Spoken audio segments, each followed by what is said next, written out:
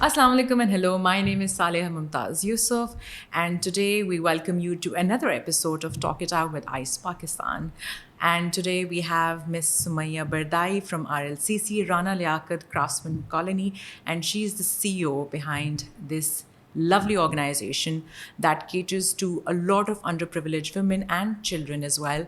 And they make sure that they're able to serve the community for the betterment.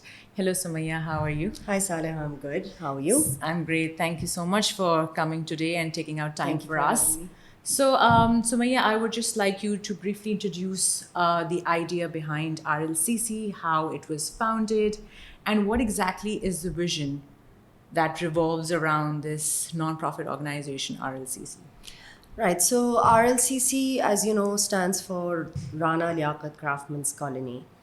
It was founded and set up by Begum Rana Liaquat Ali Khan in 1947. She identified the land. The organization was set up in 1954. So it's been 70 years since inauguration now. And the reason why she set up this organization was to support the artisans and the craftsmen that were migrating post partition. So the space was selected between the airport and the railway station so that the craftsmen could then be housed over there. And initially, what they did was she built, when the craftsmen arrived and they built the housing society and people started living there, they built a clinic immediately because they realized that there were no health services within that area. And then they built a kindergarten for the children. And then the vision then was to build a shopping mall or a shopping center where they could create their crafts and sell them. Now, over the years, Shah Faisal was also a very politicized area for many years. So things kind of came to a standstill, I would say, or very slow moving. My chairperson took over 20 years ago. We formed, a executive board of trustees. The organization now, is PCP certified. It's audited. All of the legalities are taken care of. It's a registered nonprofit, and it has really grown to support the community of Shah Faisal in several different facets. So Begum Rana's vision then was that RLCC is going to help create empowerment and financial stability for the people of Shah Faisal. So that is what we've been trying to do all of these years. And so about 16, 18 years ago, we built a school. It's from Montessori till metric. We have 600 children, 750 this year, but we're cutting down on a few things. So we'll probably go back to 600 children this year. So that's the school. Then we have a clinic. It's a polyclinic. We have pediatrics, general physician. We have a sonologist who does ultrasounds and a gynae. We have LRBT does free eye checkups. We have free mental health taken over by the Caravan of Life program, which is by the Recovery House. We are now shortly going to onboard a physiotherapist as well. So we're always we did a survey of 2,000 households in Shah Faisal this year. And through that survey, we've been able to identify what are the needs of the community so that we can provide those services. We also then have a vocational training department for all the girls who weren't fortunate enough to go to school or the ones that would like to gain, skills and get into the workforce. So we have sewing and embroidery classes, we have beautician courses, we've partnered with Hunar Foundation, we do computer graphics, we're soon going to be offering digital marketing as well. And just recently we've started motorcycle classes. That's because in the great. survey, a lot of the women, said that they would like to learn how to ride a bike, which for Shah Faisal was like unheard of. Because these women really, most of them are not allowed to leave their houses. So to get feedback like this was pretty shocking for us that, oh my God, okay, like you want to learn how to ride a bike. This That's entire really cool. movement, this entire ideology is screaming women empowerment. Yes. How you guys are making sure that the women are able to lead, Yes. regardless of their backgrounds or having any kind of financial instability. So Absolutely. making sure that they're not dependent on others to provide for themselves or for their children. So I think it's a brilliant initiative Yeah. by Ma'am Rana. Yeah. And I feel this legacy is something that people like you can also take forward. Absolutely. We're very blessed to be in this position, to be doing what we're doing, because it's so important and it has such a huge impact really on people's lives. So the three departments that I spoke about were vocational, school, and the clinic. But the most important one is the livelihood department. And yes, RLCC has been, its focus, since the past 20 years has really been on women empowerment. I know that, 70 years ago, Begum Rana set it up for the craftsmen that were coming to keep the craft of the nation alive. But all of those craftsmen also slowly they moved out of the community. So our focus then really became what was the need of the day, which was women empowerment. So in 2008, we set up a livelihood department, which was then, so the outreach team would go from door to door, looking for people, women that were skilled. कि आपको crochet आता है, stitching आती है, whatever skill that you have, come to us and we'll make work and give you work. So now we've grown to support over 350 home-based artisans that work from their homes, but we train them, we provide the raw material, we do the quality control, we market the product, we sell the product. So the entire organization really focuses on empowering these 350 women. That's so great. that they can earn, they have financial independence. We give them digital literacy trainings. Not every artisan has the same level of skill or the same level of education. So we assess each person based on their strengths. So then we divide them and say, okay, if you're slightly more educated, then you should do a digital literacy training. You can become an entrepreneur and you can run your own business. You won't need that's us. also you basically giving them a lot of life skills as well. Absolutely. And coaching as well. Absolutely. So I think that would also add up to their personal development generally as well, apart Yes. from just earning and doing And then we things, you take care of also- everything else for them. So their children study in our school. Any That's health good. issues they have, we take care of it. They want the younger girls or even boys to learn skills, they come to our vocational training. So really it's a holistic system. You can't look at one person and, think about uplifting their life without thinking about all of the facets that affect their life. We partner with various people, we give them legal aid trainings and awareness, or like health awareness on breast cancer, on child safety, on so many other topics that are required. So it's really looking at somebody's life 360 degrees. That's actually really, really cool. Mashallah, Thank the you. work that you guys are doing. And I hope this legacy has been taken forward as well. Absolutely. And I wish and pray that more women look up to you and they're able to, feel that this is something which is important, supporting each other in their lives and the things that they do. So I think, you yourself would be a role model for a lot of women out there. I as sure well. hope so. Yeah. Okay, so moving on to my next question, Somayeh, what are the impacts that you've seen over the years with these efforts that you're putting in this community?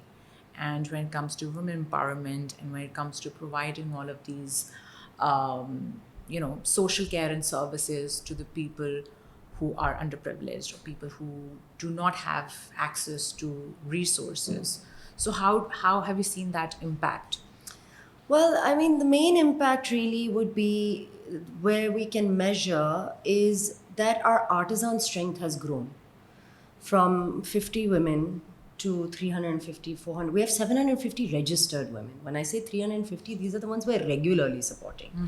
Now, 750 women coming from one community or locality to take work is a huge number of women, right? That's just from Or Shah mostly Faisal? from Shah Faisal. There are Okay. women that come from outside Shah Faisal as well, but mostly from Shah Faisal. Now, if we talk about, when we used to reach out to them in 2008 and go looking for people, that word of mouth has spread so much that people come on their own. We don't have to go look for anybody anymore. So Number just come, one. okay, you know what? Exactly. Yes, कि this is यहाँ what is काम the- मिलेगा, हाँ, you go and you'll be taken care of.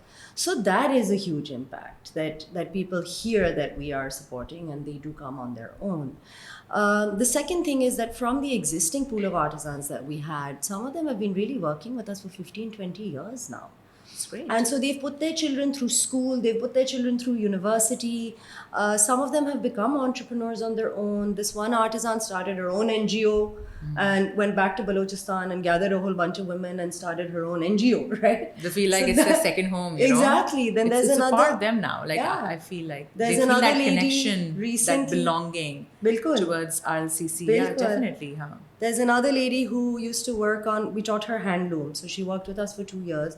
And just last week, somebody was saying, oh, Faiza's father-in-law bought her 2 looms and they've placed it in their house. And now she's working for clients directly. So she set up her own business. She got the resources to do it herself. There are several other artisans like this that took training. Kuch crochet mein hai. They started their own Instagram page. So that really is huge, right? So there That are a you lot can- of success stories. There of are a women. lot of success stories. Like I don't Just have to name a one, few, but something like that you would like to hundreds. highlight mainly, one success story of a female or... Well, I mean, these are the 2 that I mentioned. Was one that started her own NGO, one who's already bought her own looms. But success is also not just measured by what you're doing with your own craft, but also with you put your daughter through university and now she's working at a bank with the skills that you've done and the work that you've done, right? So there are several stories like that as well. Jinke bache have now, it's impacted their children and their children's And I feel future. like women generally, they are made to honor others around them. So they usually sacrifice their own self when Yeah. it comes to providing for their But family you as know, well a lot in of- different ways. So nurturing is what comes naturally to females. Absolutely. So, I mean, you just mentioned about this lady who Absolutely. works so hard to make sure that her daughter Yeah. is able to live her life. But the beauty of this business really, or this initiative, is that these women are not. Yes, they're working out of a need, and everybody needs to work really. But what they are doing is fulfilling. It's creative. We are in the creative field. We understand what creative lives are like or what being creative is like, right? So they are not going to clean somebody's house out of majboori or, do a job that their heart is not in it. What they are doing is something that is creative. So they are also lucky to be in a position where they're actually earning from something that So they're they're like passionate skilled about. craftsmen. They're passionate Yeah, about exactly. it, right? They get Definitely. excited when we teach them new I would call products. them artists, They know. are. That's why Yes. they're called artisans, Yeah. right? That's what it is. It is an art. Yeah. And so they're also blessed to earn through their skills and through their creativity. So they also understand that value. So it is a two-way street. No, because I remember I visited RLCC, I think, a couple of months ago. Yeah. And I was really in awe. Like, when I saw all of those work, the exhibition that you guys did was wonderful. Thank you. And I just wanted to, tell everybody that, you have to be here. And for somebody like me, I wasn't so aware of RLCC. Yeah, most Like, people it don't does- know about yeah, it. We're so exactly. far out. So I think, but you mentioned that, people go and talk about it now. A lot of people know what you guys do and this Yeah. initiative Thank God. that is uplifting women around us. Yeah. And that is for the better outcome and for better lives and for better futures of everybody. Absolutely. So I feel like this is something that others should also seek inspiration from. So, and I would also want the students these days or the youth, they should actually take inspiration Yeah. from this kind of community work, because I feel it's very important. Apart from you working in the corporate or you doing something of your own, there has to be one form of responsibility that you owe back to the community, the society that you live in. Absolutely. And ये जो चीज़ है ना, थोड़ी सी आजकल मुझे लगता है absent है, but a lot of people are still stepping out and doing things out of the way and making sure they're able to serve the community. Yeah. So what do you have to say about that? Like, if you talk about the youth, if you talk about the Gen Zs today, Yeah. what is that you would like to talk or suggest to the children these days? So first of all, RLCC, has its doors open for people to come and visit anytime. Mm-hmm. So you can book a visit and just drop in and see what we do. Number two, we have so many universities that do come to us. So, IVS did a program. They brought their students for jewelry design. AIFD has worked with us. TIP students come for their thesis, and students, textile and fashion students, can come and get their thesis work done with our artisans.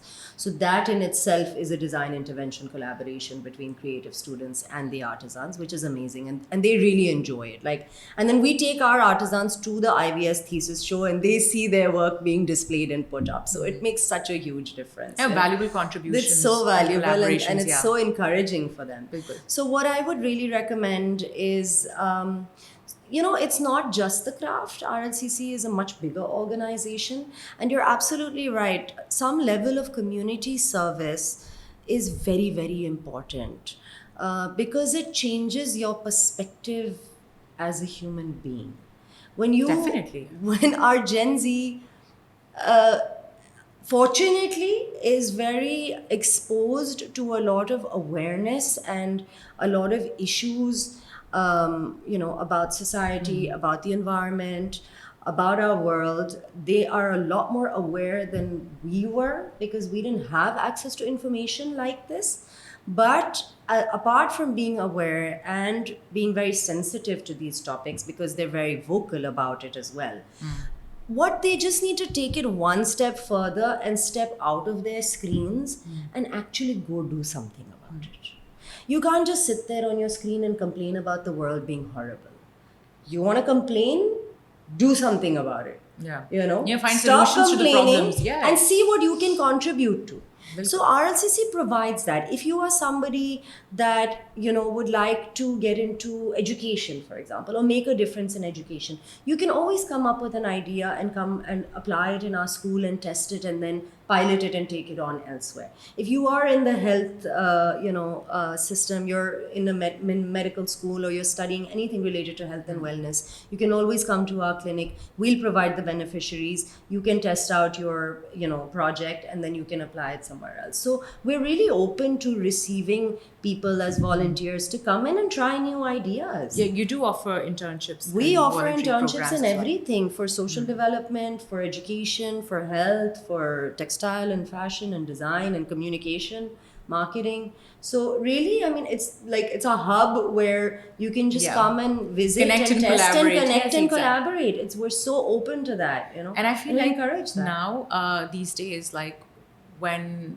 a potential student graduates and he goes to an employer, they usually they see what else are you doing besides your professional development. Absolutely. What are you doing in terms of your personal development? And when we talk about personal development, there's a lot of things that adds on to your overall personality. That includes empathy. That includes emotional intelligence. That includes consideration. So these are things that one would learn if they practically surround themselves with individuals who are working towards a better future of the country and the society that they live in. I'll tell you what, a lot of how this develops in humans is dependent on the family first and foremost, but it is the job of the educators to provide that exposure to the students. And I'm saying this out of personal experience. Like, I remember in middle school, I grew up in Iran, and one of our field trips for school, they took us to an institute for disabled children. And we were in our teens. We were, I think, 13, 14, right? Very formidable age. You are now, getting into fashion and, trendy and music and all of that, right? And then suddenly you're taken and put in a room with children, somebody's, not differently abled, somebody can't hear, somebody can't see. And when you're there, it kind of hits you. You're like, man, I'm so blessed. Yeah. So you I'm put so yourself in fortunate. somebody else's shoes, So right? then you And- realize Yes, what exactly. life is about, right? You're like, okay, all of this is materialistic.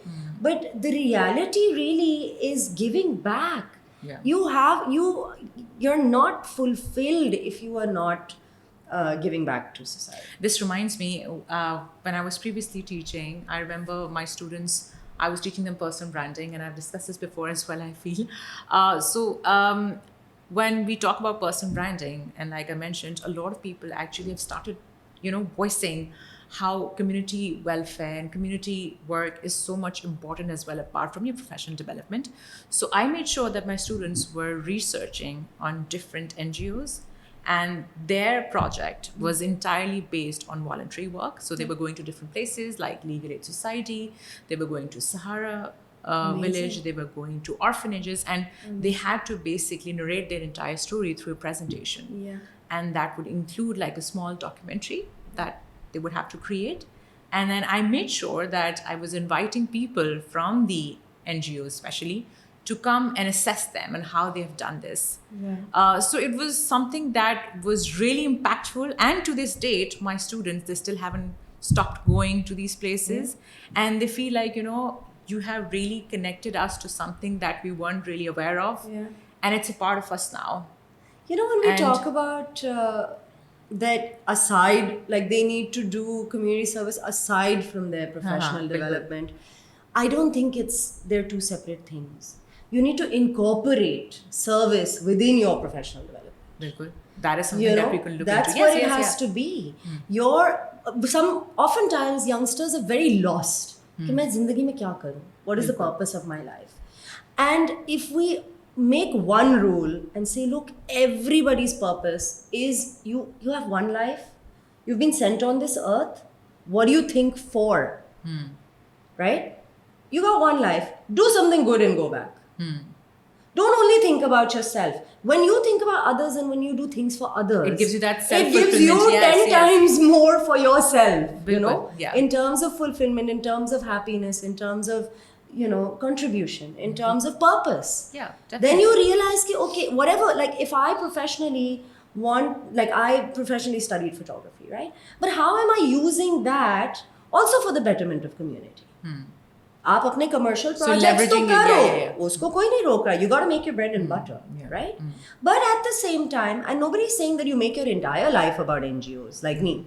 Nobody has to do that. That's my purpose in life, But you can still contribute. जितना थोड़ा, जितने हद तक you can do it, do that because that keeps you alive. That gives you fulfillment. It gives you happiness. Definitely it does. Acha, when you mentioned about providing education, healthcare clinics, and you started your livelihood setup as well, you also mentioned, I remember, about the sustainable model that revolves around that livelihood project that you guys are working on.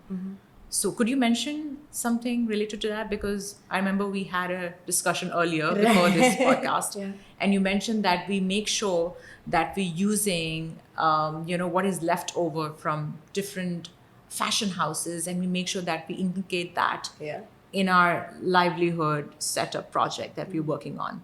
So can you just shed some light on that as well? Because that is something that definitely is that business model that people are now really focusing on, sustainability. And we've been doing it for years. Yes. And, making sure that there's less wastage and people are more aware of environmental changes around us. So maybe something about that, please. Thank you.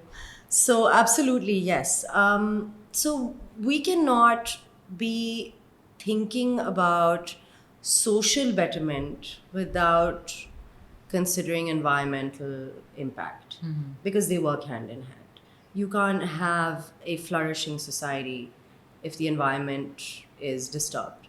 So the Livelihood Project really originated, and it's a very special project. It originated from when in 2008, Karachi had a plastic bag ban. I think they have one now as well. But back then they did. And so we had Khadi and Agha's supermarket. We reached out to them and, our chairperson and her partner, they were like, okay, well, we have these women, we have newspaper, we can make newspaper bags instead of plastic bags. And so we started producing newspaper bags and, giving them to Aghas and Khadi as their shopping bags. And that's really where this started from, was upcycling newspaper. So today we've got several industries and designers that send their textile waste to us. Some big names would be, Deepak, Koil. Then we've got, a couple of other international brands that are producing locally. They send their textile waste. Smaller designers, they send their textile waste. So most of I would say 80% of our products are made with textile waste, so that it doesn't end up in landfill. And it cuts down on material cost. But then the way that we have to work ourselves around this is usually in design, The idea and the design comes first and the material is purchased later. We have to work the other way around. It's like reverse. We have to look at the material and say, okay, now what can we make out of this, which would be worthy enough to sell, which would be worthy showcase, enough to yeah. use, which would be worthy enough to be cherished, right? Bilkul. You can't just you can't take kachra and make kachra. You got to take kachra and make treasure out of it, Yeah. right? So that it sustains the livelihood of these artisans. So yes, I mean, this is the one very, very special This reminds me of aspect of our that livelihood saying, department. one man's trash is another Another, man's it's definitely treasure. our treasure, So, for sure. yeah, I was literally shocked when you mentioned me about that sustainability aspect of the livelihood project that you guys are working on. And I think that's something which is incredible. It is. And in today's world, I feel that this is also something that we need to cater to as individuals, that we do have a responsibility. So, corporate social responsibility is not something that should be studied in textbooks only, that should be practiced as well. Absolutely. In your normal daily lives. Absolutely. So making sure that, you're looking after yeah. your surroundings and making sure that you're also giving back to the community. And that is also one way of giving back to the community, that you take care Yeah. of the things around you. So I think that's a brilliant initiative, definitely. I mean, this is environmental sustainability, but even in terms of sustaining the livelihood department, and you mentioned corporates and it is their responsibility. So, 80% of our product is made with textile waste, 20% of our products is made with natural fiber. So date palm, and other jute, it's all natural fiber. So, in terms of corporates, we do offer corporate gifting. Because look, end of the day, I need to sustain the livelihood of these 350, 400 women. They need to be getting regular work. So we've got three facets. We have a brand, which is called Punchy Crafts, which you came for the exhibition for. And that's an e-commerce store. So whatever products we can manage to make or design, we put it up on our brand. And our website is punchycrafts.com. Our second facet where we support the artisans through is really orders. So we have bigger industries like Al-Karam and Khadi and J. Dot and Almira, and they come in and they place orders with us for their brand. And so we produce for them, and that is in bulk. So then I can give 300, 200 women work consistently. So we need more industries and more companies to come and join that with is us. very great, unlike how you collaborating with different people in Yes, industries. yes. So that was Because exactly not my everything next. can be made on a machine, right? Like some Bilkul. things are handmade and they cannot be copied with a machine. Bilkul. And you also want to, like, these companies, are also focused on keeping our tradition and our heritage alive. So, and they believe in the cause, right? They want to provide these jobs for people rather than going and picking up cheap stuff from China. So it's amazing that we, do have these collaborations and that people do care about it. But even with corporates, we do provide corporate gifting and we welcome, corporates to come and really, through their CSR initiatives, to come and support our artisans, and we'll get stuff made for them. It is their responsibility. Honestly, I feel the tote bag has become another plastic bag. Yeah, Because wherever we go, we get a tote bag, and now I have 15, and the whole idea of a tote bag is to have one bag. So it's just, that's also getting kind of warped right now. We need to look at other ways of corporate gifting. Really, like that notebook and that plastic pen and that mug it's not going anywhere. Again, all of that is also ending up in trash. So why not work with material that can be saved? Why not provide a livelihood for a woman who can educate her children and pay for her family? It has more value. Bilkul. Valuable contributions is what we definitely have to go forward with. Acha, for me, like what I have summed up is RLCC ke jo secret ingredients hai. It's all about empowerment. It's all about empathy. It's about sustainability. It's about employment. And it's also about skills that you guys provide. Please correct me if I'm missing out on something. And collaboration. And, collaboration. And Definitely collaboration. partnerships. Our arms you are can't open. you can't work solo. It's always You about cannot. partnerships and You cannot. collaborations. Saath with the mein help of milke that, Sara change Puji, yes, then you have something which can add value to the overall product or service, whatever you're providing. I just wanted to ask, any key challenges that you have faced over the years, and how have you catered to that? So one of the major challenges, over the years, well, as I mentioned before, that RLCC for a few, like we do say 71 years, but our growth is really not 71 years, because it was very stagnant for about 30 years in between. And that was mainly because of? Shah Faisal was not a very safe area. It was a very, political scenario there. But Alhamdulillah, Karachi has become a little safer since back in the 90s. So we've been able to, kind of fix a few things. And I've been working at RLCC for the past 7 years now. And Alhamdulillah, never faced anything. Second issue is, ek to people were afraid to go, and then it's far. They feel it's far. Yeah. They feel it's far. You've come. Yeah. I get from Clifton to Shah Faisal in 30 minutes. Anybody living anywhere else going from this side to that side is stuck in traffic for 2 hours in the evening. So honestly, coming to RLCC and back is 30 minutes and 30 minutes, 1 hour of travel time the whole way. But when we tell people Shah Faisal, they're like, oh, bahut dur hai. So that's one challenge. Yeah. So it becomes difficult for people then to come from this side to shop on that side, which is why we stock at several shops in Clifton and Defense, and we do exhibitions so that we bring the product to this side. But if you want to do community service and you want to be involved and you want to collaborate, you're going to have to come to the organization. So that is one challenge. And the reason why you were placed there was because you wanted to cater to that the residents community, in that yes, area, that right? So community. that was the main purpose. Absolutely. And a lot of people might not know that. Yeah. So Yeah. And our second main challenge really is finance. funding, yeah. Yes, funding. Because we believe in a self-sustaining model, right? So before COVID, we were 70% self-sustained. Now we are about 45% self-sustained. And what happens at the end is that our lovely, general body members, we've got 30 of them, they all contribute through their personal connections and networks and bring in whatever help is required. But there isn't any corporate that is funding us regularly. There isn't any grant that is funding us regularly. We are really trying to do this on our own.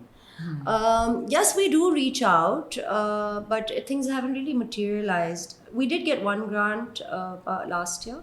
But that's also finished now because they're time based and they're project based, right? So you have to create a project to fulfill that grant. But what we need is salaries. We've got 110 people working there, 50 are teachers, right? Now, if we are on a self-sustaining model, the issues that we face is we've got a school. You cannot raise the fees of the school more than 5% per year. Second, you cannot raise the fees of the school more than that because the community cannot afford to pay more than that. But inflation is at 40%. Very good. So where are my teachers going to go? It's like a turmoil, It is a turmoil. So we are consistently in a deficit because of this, And I think it's really unfortunate because this organization is doing so good. It is such an honest organization. It's 90% women running the place, It is helping and impacting such a huge community. All we need is just a little bit of hand-holding, for a few years and guidance. Okay, all right, look, you're doing this. Let us, people that are from the industry, come and help you out and figure out how we can make you self-sustained. And then let it run on its own, But that really needs to happen. That really needs to happen. And I think the best way is to voice it out. Funds is a huge, and I'm sure huge like... issue. And it would be it's really sad because it can, look, the more you put in the money, it's going to make the money. This is known, right? So if we can accelerate that growth, जितनी 30 साल में नहीं हुई थी, हम उसको 5-10 साल में भी कर सकते हैं. It's just a matter of people getting... Even with that kind of help and collaboration, you can also give aid and maybe provide to other businesses as well because you're also focusing on the B2B model. Absolutely. So you're making sure that you're bridging that gap as well. Whether it's to do with fashion, whether it's to do with textiles, whether it's to do with products, or whether it's to do with corporate gifting, like you mentioned. So I think this is something that needs to be voiced, and I'm sure and honestly, RLCC another thing will flourish. Inshallah, that's what we're working towards because the main vision, and I think the one thing that really would make a difference is if we are selling the product outside Pakistan as well. So this whole idea of e-commerce and global sales and I often question, and the reason why I got into this work to begin with is because I used to question, our neighbor countries are doing so well with their exports and craft. Our craft is so beautiful. Why are we not there? It's not even acknowledged and Why are we not recognized in there? our country. Right? Sad And reality. there are reasons for that, right? Their artisans have primary education because their governments made sure that their people got educated. Unfortunately, in our scenario, our artisans, most of them, especially the ones that are living in rural centers, are not primary educated. So if you cannot measure your product, how are you going to bring finesse and quality to it? Makes So, sense. and now we can't sit there and educate people again from 0 to 5, ki baap ginna seekhe, because that's going to take time. Maybe in the long run, yes, that is something we need to be looking at. But in the short term, now we can't wait to get to an international level until we educate everybody. We need to think about accelerating certain things as well, right? Yeah. So therefore, an organization like RLCC plays such a pivotal role because we take care of all the things that they cannot do for them, which is design intervention. It's really cool. Yeah. So the idea really is to collaborate with other NGOs that are in the craft sector throughout the nation, where we become a hub to design and sample and export, and then we go out and trade because we've done something right. You've seen our products, right? They are international worthy. They are export worthy, Definitely, and the yes, they quality are. is spot on, right? And we produce amazing quality each time. The reason why people don't buy from us is because they don't know that they're going to get two products that look the same. Yeah. That the size is correct, that the color is correct, that the color is not going to bleed. We take care of all of these things. You get a ralli, you wash it, it's going to bleed color. You don't know what you're getting from the village. We make sure everything is taken care of, right? So this model then can be taken out and taught to other rural centers, to other organizations, and say, look, this is how you do it. This is how you better your quality. We will check everything before we export it. So these are the collaborations that will really sustain the craft of the nation and will sustain RLCC to do the work that it's doing. Definitely. Yeah, you're right. Spot on that. Ajay, so thank you so much for being here. And I wish we could continue this podcast and talk about RLCC and your vision. But I just want you to shed some light on how this entire community service that you are looking after is going to impact our next generation and the ones who are still here around us. Like, a lot of students will be watching us today. So that piece of advice, because a lot of people, they have this misconception about NGO ke yahan par pata nahi salary milegi. That kind of thought process. So can you just emphasize on that, how that NGO really helps a person build up their professional self as well, and personal development alag se ho rahi hai. So for somebody who would like to kickstart their career or professional development when it comes to NGOs, can you just briefly talk about that as well, please? Thank you so much, Saleh, for having me today. First of all, it's been a pleasure talking about RLCC, and I would really encourage students to come and visit us. There's a lot that we can offer. They can gain experience through internships, through volunteer work, understand more about what they want to add to their own personal and professional development by working with us. Now, as far as their misconception about NGOs is concerned, so our internships are not paid, but we are very, very careful that we limit travel cost for them. So when we do a 1-month internship, we keep 2 visits or 3 visits. They don't have to come in every day. We try to do our internships as remotely as possible so that they get the exposure, they get to see what the organization is, they ideate, and then they deliver. Those are the only 3 days that they need to come in. So if it's a 1 month or 2 month internship, there's not much kharcha. But they learn a lot. But they learn a lot. It adds a lot of value, and it really opens up a lot of avenues for them. Second thing, for textile and design students, if they want to start, especially the graduates, until you get into a corporate or a brand, you can always work on your own designs. So you can come in and work with our artisans and give them work. And if you want to give credit to RLCC, sure you can. And if you don't want to, and you don't want people to know where you got your work done from, that's also fine.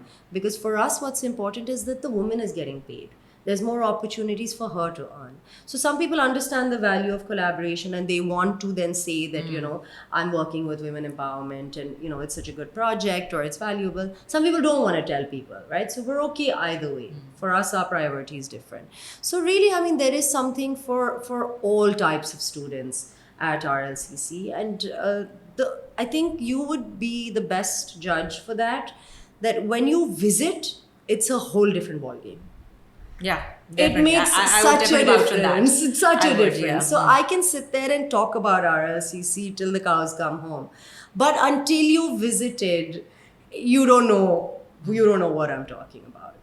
That makes a huge difference. So I would encourage people to just drop by. How just about drop by and visit. career when it comes to you've been working here for the last 7 years? I've been here for the past 7 years. Yeah. So how do you feel like one can, maybe find a career when it comes to community development? Right.